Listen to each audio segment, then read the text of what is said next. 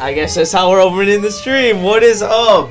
Justin Satawa, YingYangSports. Joel here with my boy, finally back. I missed you, man. Man, I appreciate that. It's been so much, chat me. But you just hitting him with the I'm chill. I want to ask you how your day is. In there, what's your car? Bro, if y'all look at my car right now, shit. Oh yeah, cause you moved out from school, didn't you?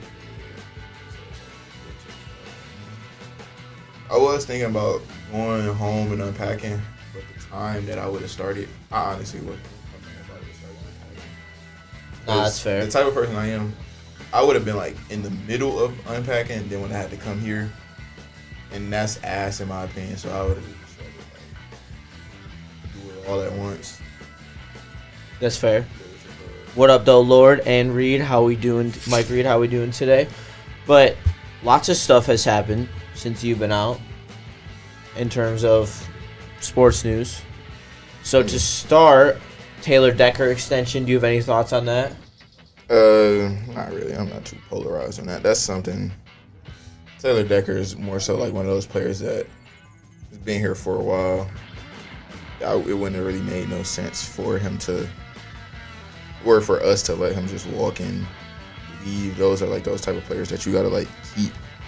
We talk about culture so much. Those are like those type of players that you have to keep to like show the culture. Like those ones that stayed around and are performing. So it's like if he like has been down with the team for this long, he's been performing. Like definitely reward him with that.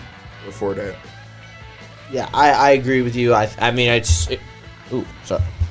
It's critical to me to lock up Taylor Decker because you now have arguably the best tackle duo in the NFL, and that's just a nice comfort. And the salary cap will continue to go up, so even though it's a little bit of an overpay right now, it won't be an overpay in 2 years when he's playing the worst football out of his entire contract, most likely. So I have no issue with it. But the Tigers trade deadline was yesterday, and as soon as me and Caleb hopped off, shit started going down. Of course, and I told Caleb that the whole show. I was like, Caleb, we're about to sit here all show, and then all the news is gonna drop on heavies. So, I got the notes here. It doesn't matter the prospects. We're gonna talk about the prospects like as a whole. We're not gonna break down individual prospects. We're gonna talk about the haul as a whole. But so Flaherty's gone, Canna's gone, and Chafin. Chafin's gone. I'm missing one more. I thought that was it. Carson Kelly's gone, and one more. Just Flaherty. I have the details on the Flaherty trade, which is like twice. So that's why I was getting a little hold up. What up, Chase family? Pleasure to have you here, and blessed evening to you, just a fan. But so we got 8 prospects for expiring contracts. I think it's a solid, B. We did what we had to do. Nothing too flashy. Bites at the apple. Attempts at, filling up this minor league system. And the harsh reality of it, Mark Canna, thank you, to the Giants. I appreciate him, man. But didn't you already say Canna? I might have, but Yeah, you already did. We're going to be in the same position next year, most likely. So you might as well spend the money in this offseason to bring in just as many. Imagine if this team had 2 more Mark Cannas on this team for the bats.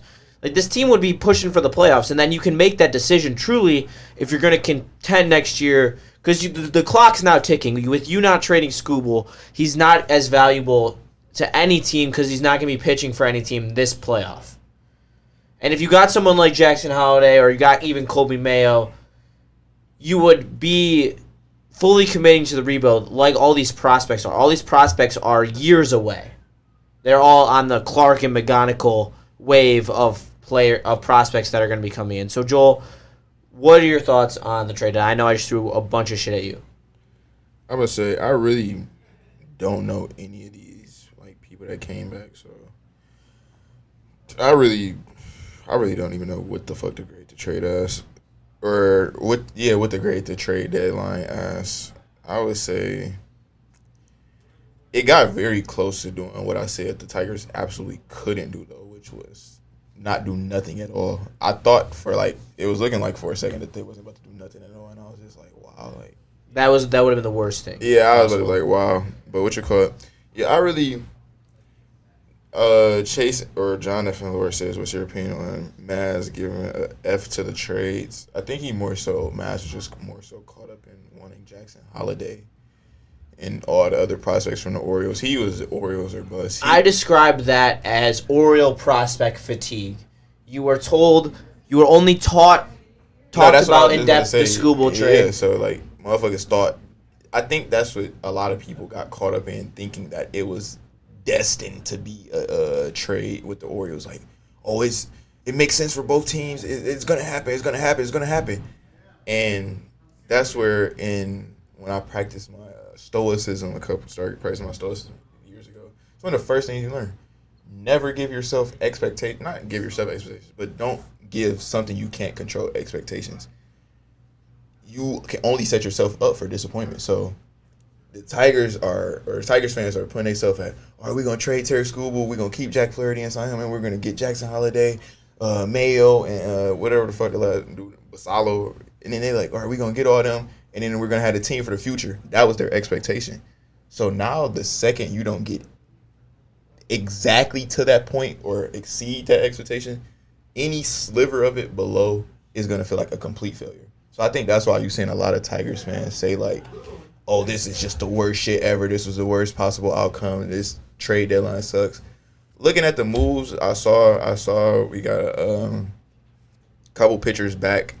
So it's like, all right, we did lose a pitcher, but now we getting in, like you said, we bolstering the farm league, so we getting and we were missing swing and miss arms, and we took a couple swings on a couple swing and miss arms that have the potential to be that guy in our bullpen.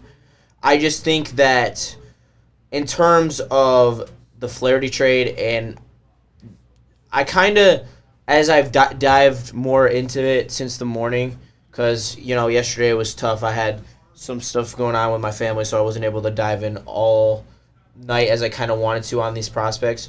But in terms of the Yuki Kikuchi trade, which is kind of the baseline for everybody, I think that the trades are almost identical, I'd say, and you just got more upside in the two players, and they got the three players, as in hopefully a couple of them pan out, because their system, the Astros system, is 30th or 29th ranked in the MLB, where the Dodgers have a pretty nice plethora of talent, and Lorenzo looks like he could be a nice power bat, the power bat we've honestly been desperately looking for a long time. And Sweeney is a AAA, I believe he's in AAA, a AAA level shortstop, so there might be an answer for us at shortstop if we get rid of him. His name is Theron. That's a sick name. Let me see what race he is. These trades yesterday are a C+ at worst. I'd say 100%. You took some swings, and what do you expect off expiring contracts? You don't need them. You're not using them. Like, they're literally worthless to you. Like straight up. Those players are worthless to the Tigers because we're not winning a World Series. He look like young Miggy. Maybe he can be young. Maybe he can be Miggy. He looks like young Miggy. All right, you heard it here first. He is the next Lorenzo is the next coming of Miguel Cabrera. Damn. Who the fuck is that? Yeah, LNW, I'd say I was disappointed at first because I didn't know the it's so hard because you don't necessarily know the prospects, but when you take a deeper dive and you see what people say about them, and you'll do a little research, yourself, it just, I don't know. That's why I wasn't too, I guess, eager to trade really anybody for prospects. I get it in baseball. That's, the main thing that you're going to get. But it's, a lot of times you left with the question you just said right there, who the fuck is this guy? Now you got to do some research and you got to read an article based on. But look, this is the thing though. You're reading an article coming from probably a team reporter who's not going to really be talking bad about these guys. So now you thinking oh, we got a guy who can do this and that and that and that. The whole time he hasn't said any really other negatives about him, or he probably downplayed him. So it's just it's really hard to grade a lot of these guys because like potential is one of those things that's like some players who are fucking terrible and bums and slabs in league had the highest amount of potential in the world, or so people thought. And then there's other players who people just brushed aside, thought nothing of, like, oh, this player can't develop, and had all the potential in the world. So it's like untapped potential is just as good as a player who did nothing at all. So it's just more so like I'd rather bank on the untapped potential. And Alan W says Neil, and ironically Valenti been saying for weeks that you're not going to get big haul for a guy with back injections, and that is true. But I guess it depends on what you say a big haul is. Because to me, for Flaherty, I was looking for a guy that is everyday player potential, which that's Lorenzo, and then another swing at a player that could be an everyday player. And hopefully Lorenzo works out to be a star, or at least maybe make one all-star game in his career. But, and then for Sweeney, it's a hope that he, makes the roster, has a couple years of service. And that's good because Flaherty's useless. Because you still have the same chances of re-signing him in free agency that you do if he goes to free agency after the season. So it kind of just put it in perspective. I think I just needed some time to sit with it. So Allen Point said people were saying Spencer Torkelson was the next Barry Bonds when he got drafted. So it's just like we could go on for days and days and days and days and days about players who were supposed to be this and that, and then it just became nothing. So it's just more so like. And baseball's the hardest sport, in my opinion, to judge that fact. Yeah. Like I'd feel more comfortable. I guess I more so say that to say I would be if I had to be a GM, I would be a GM that spends money.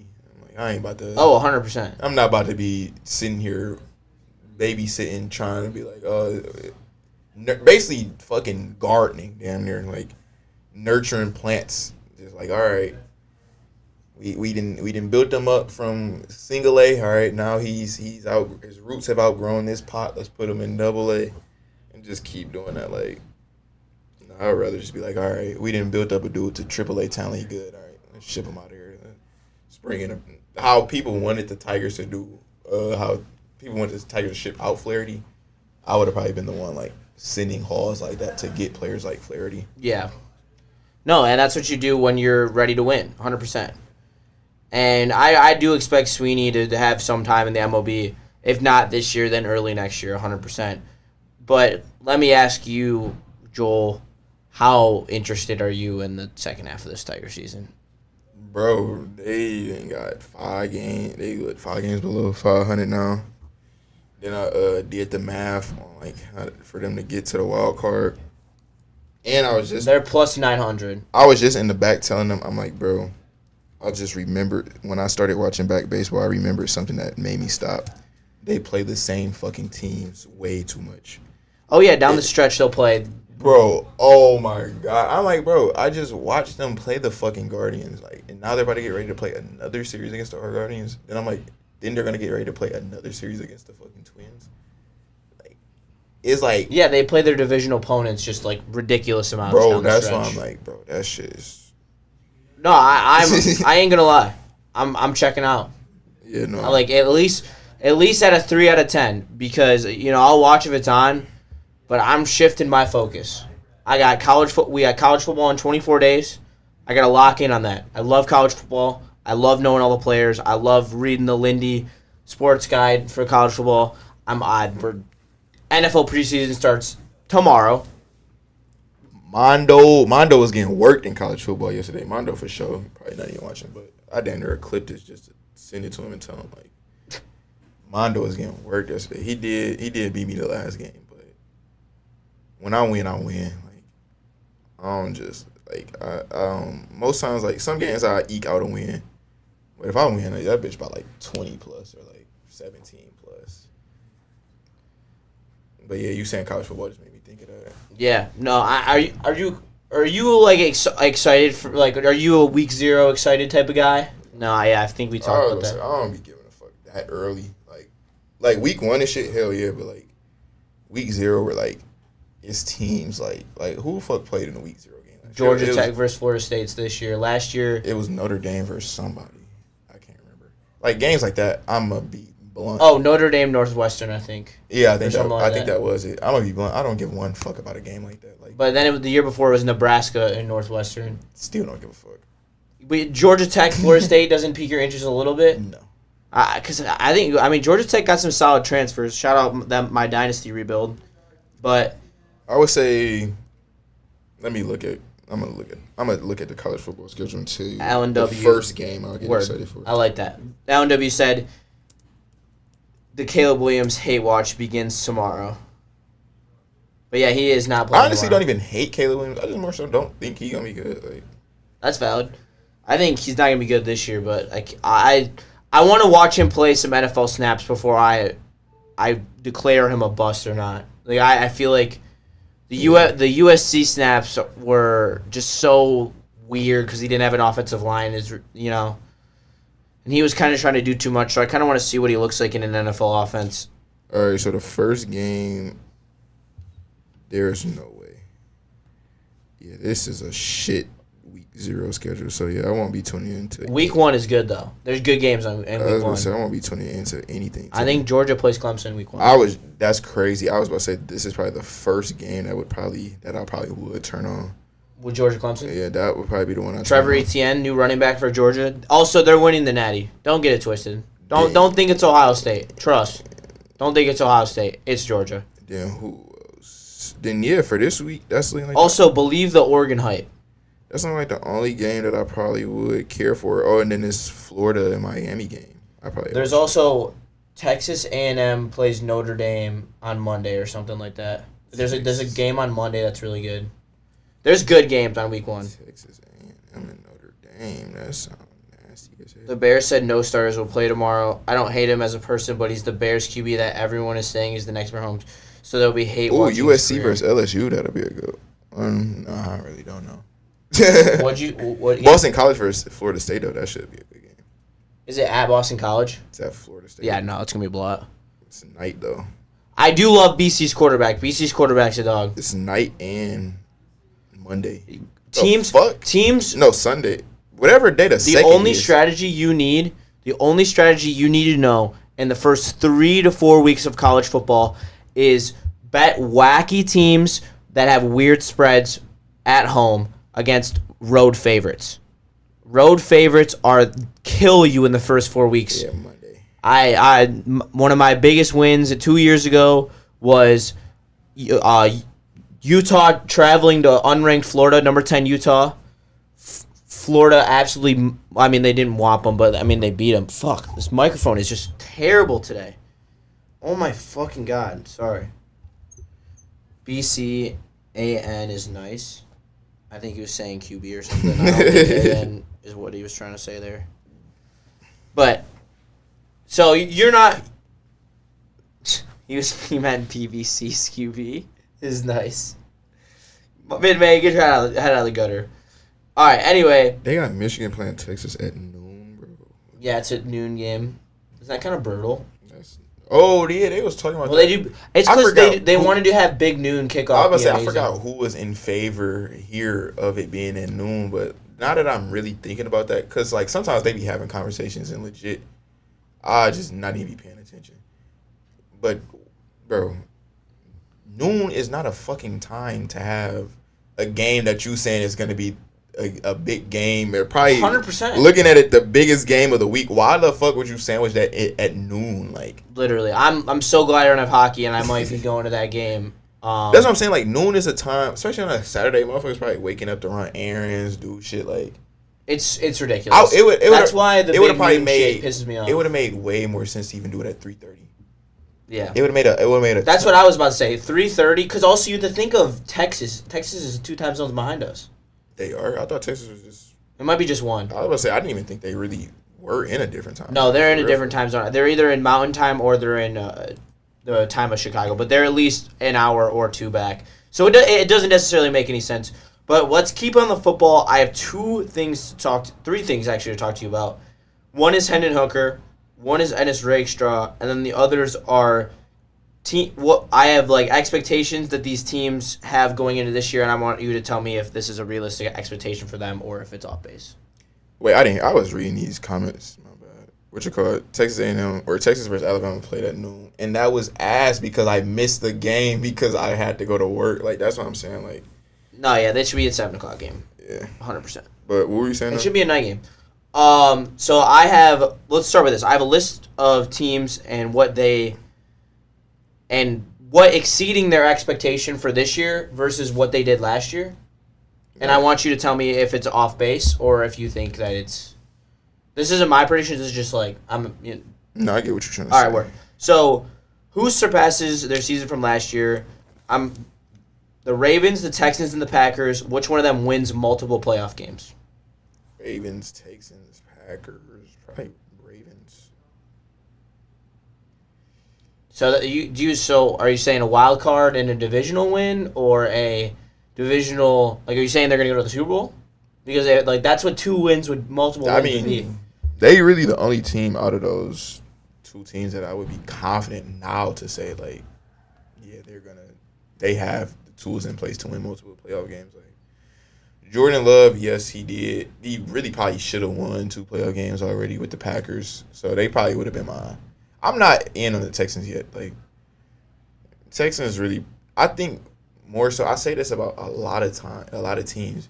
It's easy to catch somebody off guard when they're not prepared for you, when they're expecting nothing of you, than it is to catch them off guard when they're expecting a lot of you. Now they're expecting something out of the Texans. So it's like, I'm not saying it's just like, oh, CJ Stroud going to look like a bum or a bust, but it's just not going to be looking as easy as it was at times. Like, yeah, no, I get that, but he got insulated, which I feel like I'm going to take the Texans because I do not see Lamar winning the Super Bowl, and I don't see the Texans being one of those that is it the top seed just gets a bye, correct?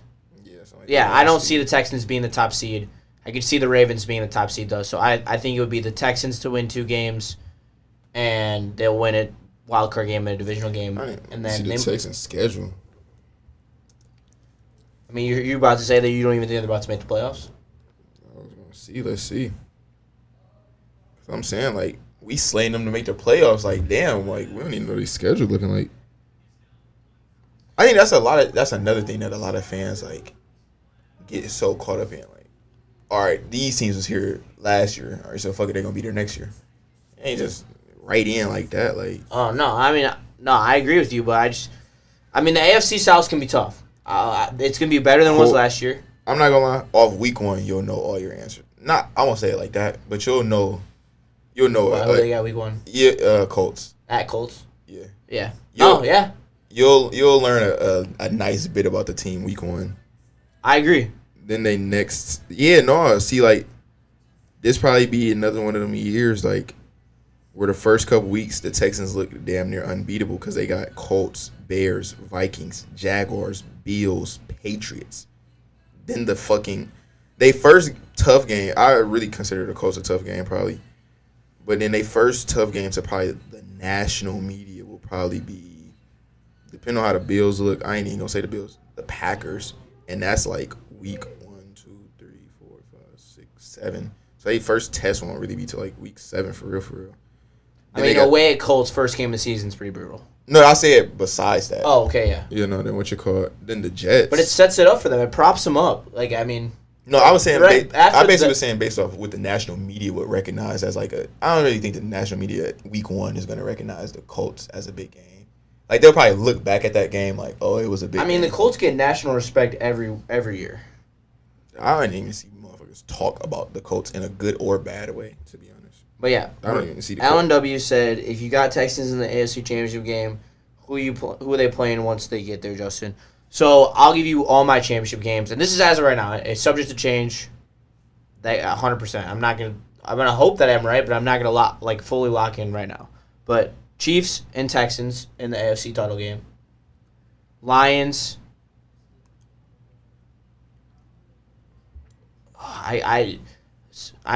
Someone's telling me to not take the 49ers for some reason.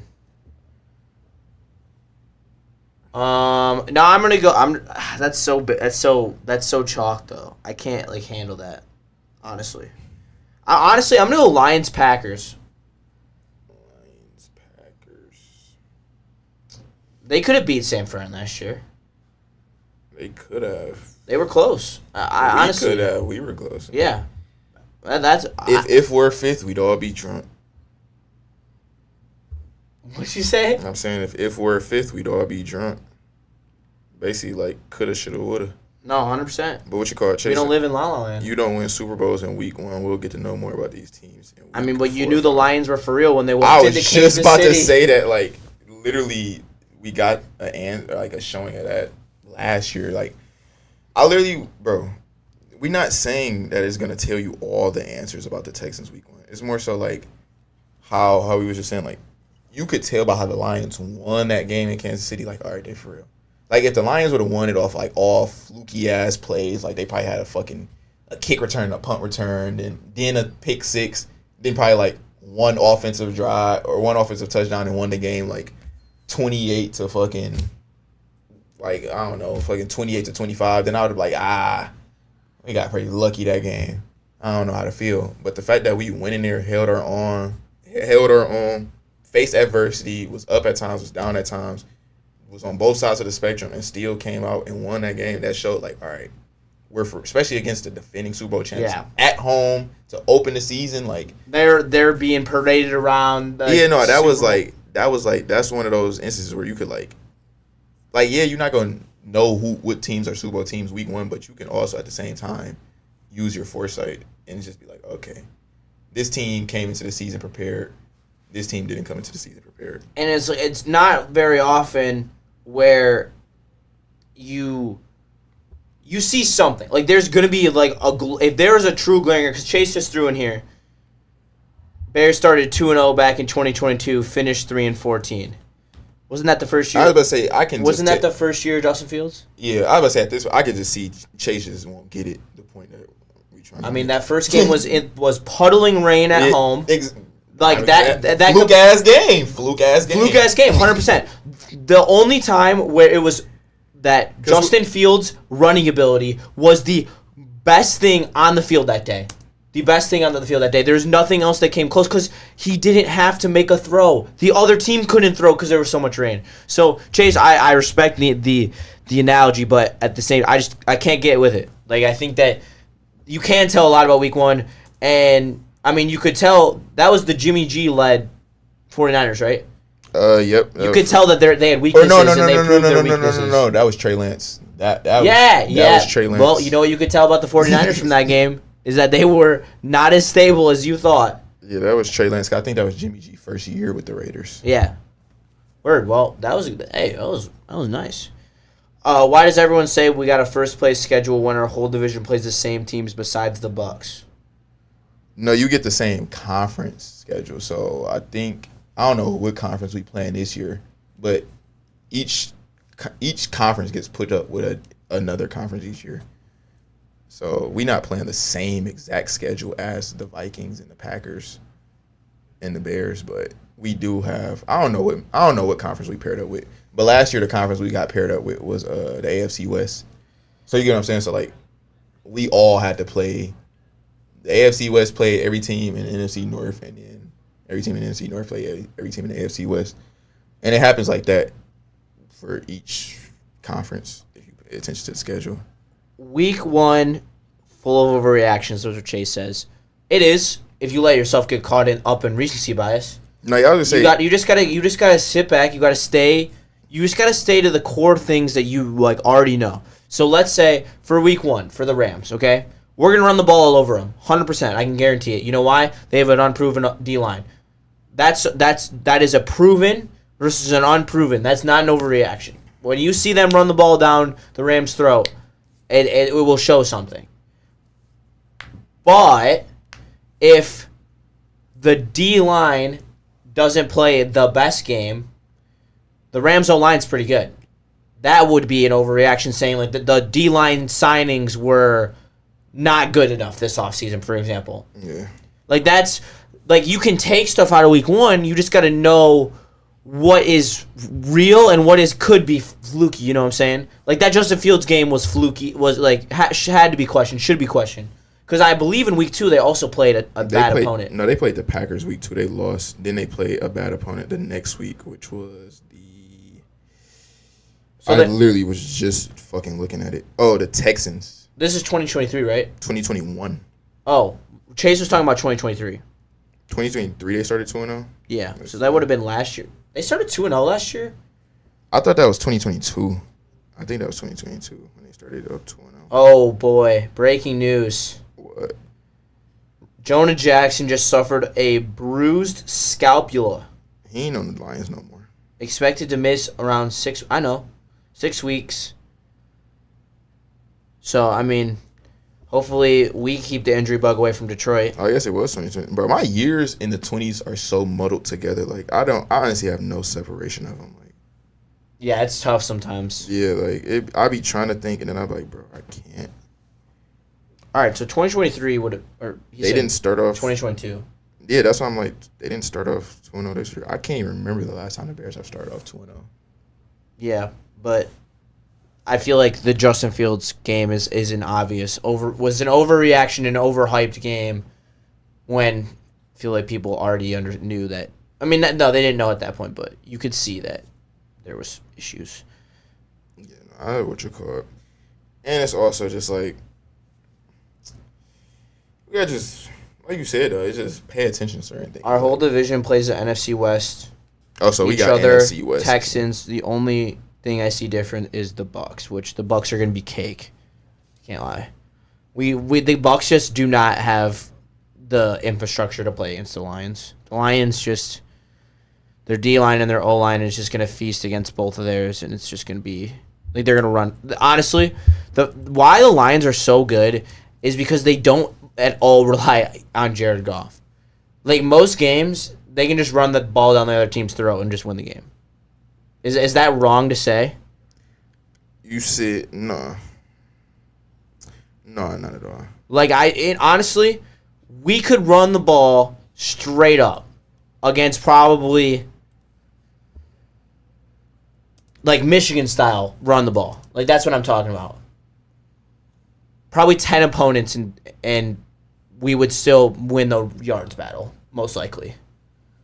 Like, this line is so good. I just love it. And we got Zeitler. Hopefully everyone stays healthy in that, and we don't have to suffer through any injuries. But, quick non-football question. Have you seen Deadpool Wolverine yet? No, I probably... You probably won't. No, that's not, like, my forte.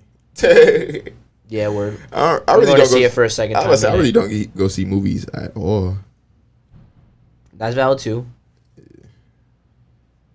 So, all right, keep going. Next category is win a playoff game. Cowboys, Eagles, or Rams?